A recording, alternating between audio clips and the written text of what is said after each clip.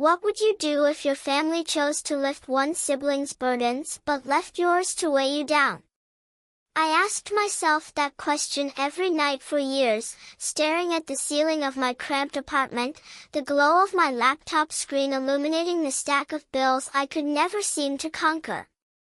My name is Ellie Harper, and this is the story of how I turned betrayal into triumph and dropped a bombshell that changed everything. Growing up, my brother Jake and I were close, or so I thought. 2 years older, he was the golden child, charming, athletic, the one who could do no wrong. I was the quieter one, the dreamer who spent hours sketching designs and scribbling business plans in notebooks. Our parents, Mom and Dad, ran a modest bakery in our small Ohio town, and their mantra was always, "Family sticks together." I believed it. I believed in fairness, in love that didn't pick favorites. But life has a way of shattering what you think you know. College was my escape.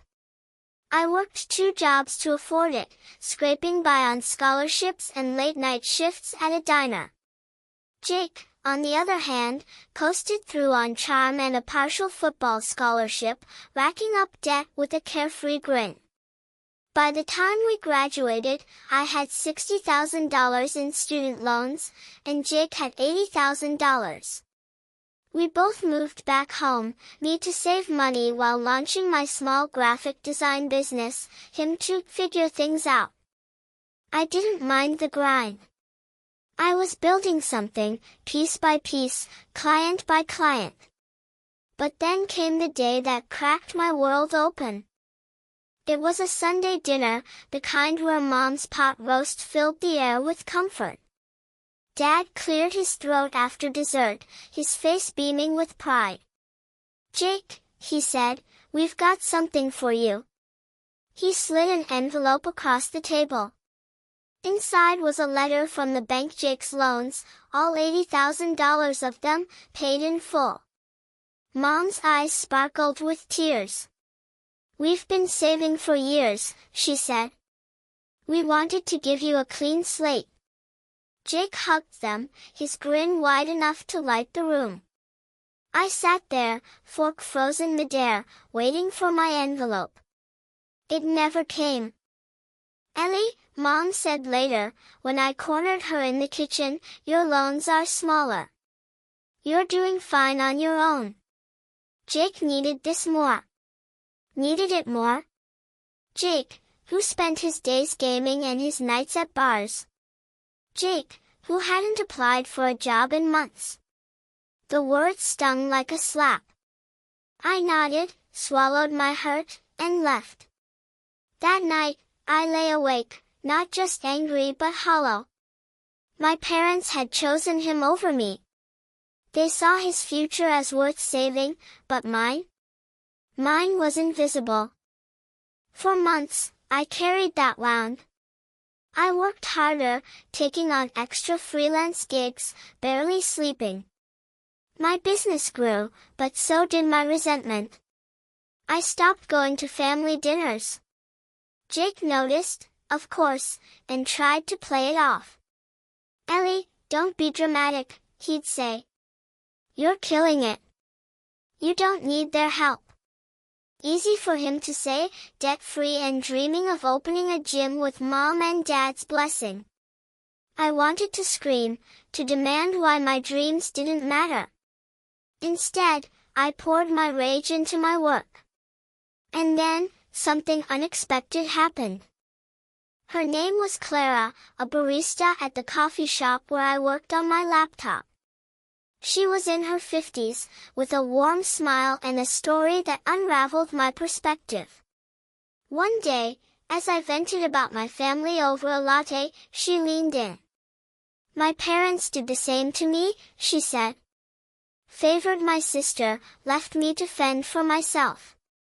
I spent years angry. But you know what?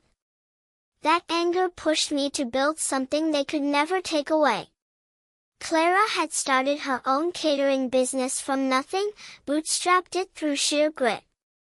"You're not defined by what they give you," she told me. You're defined by what you make. Her words lit a spark. I wasn't just fighting to pay off loans, I was fighting to prove my worth to myself. That spark became a fire. I doubled down on my business, Harper Designs. I took risks, pitching to bigger clients, learning to code to offer web design services. I saved every penny, lived on instant noodles, and ignored the ache of my family's dismissal. By the end of that year, I'd landed a contract with a local tech startup, a six-figure deal that changed everything. I didn't tell anyone, not Jake, not my parents. I wanted them to see the results, not the process. The twist came when I got a call from Aunt May, Mom's sister. She'd always been the odd one out, the one who saw through the family's dynamics. "Ellie," she said, her voice conspiratorial, "I heard what they did with Jake's loans. I've got something for you." She invited me to her house, where she handed me a check for $10,000. "This is from my savings," she said. "I believe in you. Use it to grow." I cried, not just for the money but for the validation. Someone saw me. Someone believed in my dreams. That check became the seed for my next move. I used it to hire a small team, renting a tiny office space downtown. Harper Designs grew faster than I'd imagined. Within 2 years, I'd paid off my loans entirely, every cent from my own earnings. I didn't stop there. I expanded, taking on clients nationwide, building a reputation for bold, innovative designs. I was 28, debt-free, and running a business that turned a profit. But the real surprise? I kept it all a secret from my family. They thought I was still scraping by, the overlooked daughter grinding away. I let them believe it. I wanted the moment to be perfect. It came at Thanksgiving, 3 years after that fateful Sunday dinner. The whole family was there, Mom, Dad, Jake, even Aunt May, who gave me a knowing wink. After the turkey was carved, I stood up, my heart pounding. "I have an announcement," I said, my voice steady despite the butterflies. Harper Designs just signed a deal with a national tech firm. It's valued at $2 million. The room went silent. Mom's fork clattered to her plate. Jake's mouth hung open. "Oh," I added, casually, "and I paid off my loans last year. Without any help." The air felt electric. Dad's face flushed with something like shame, Mom's eyes welled up, and Jake just stared, speechless. Then Aunt May started clapping, her laughter breaking the tension. "That's my girl," she said. Later, Mom pulled me aside, tears streaming. "Ellie, we didn't know we should have helped you."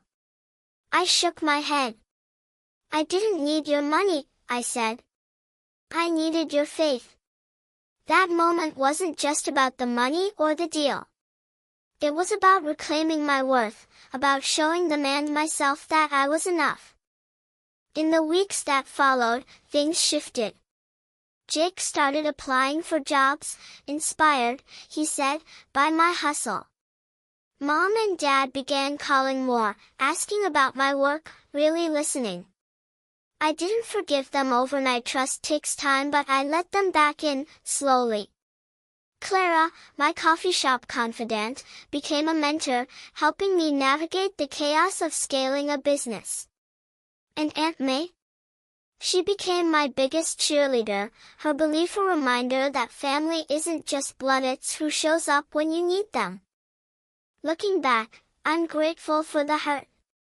It broke me open, but it also built me.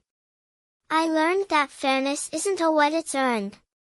And when life hands you a raw deal, you don't just take it. You rewrite the rules. You drop the surprise of your life. And you keep building, not for their approval, but for the person you know you can be.